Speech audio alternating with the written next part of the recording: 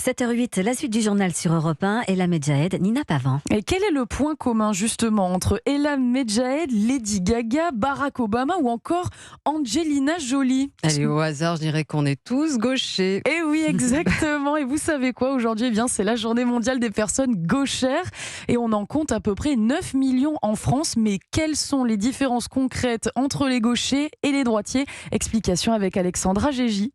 Utiliser des ciseaux, passer les vitesses de voiture, écrire, autant de tâches qui peuvent s'avérer plus complexes pour les gauchers. Et pour cause, ils ne sont que 10% de la population mondiale et vivent donc dans un monde fait par et pour les droitiers, explique Peggy Gérardin, chercheuse en neurosciences à l'INSERM. Les gauchers n'ont pas d'atout particulier, mais plutôt un désavantage. L'enfant, puis l'adulte, puisqu'il est dans un monde de droitier, pour certaines tâches, il va falloir qu'il se recable. Lorsqu'on est gaucher, on se rend très bien compte. Et ils s'en plaignent et on les comprend. On sait aujourd'hui que c'est l'hémisphère droit qui commande la main gauche et inversement, sans qu'aucun scientifique ne sache encore expliquer pourquoi.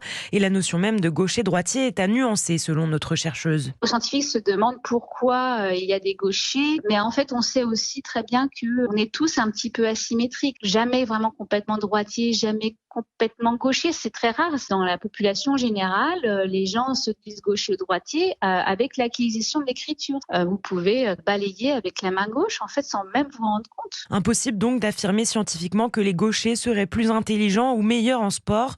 Par exemple, Rafael Nadal est droitier dans sa vie quotidienne, mais gaucher sur un court de tennis. Alexandra Gégy pour Europe 1. Et pour tout savoir sur les gauchers, restez avec nous parce que nous serons en direct tout à l'heure avec Pierre-Michel Bertrand, docteur en histoire de l'art et spécialiste de l'histoire des gauchers.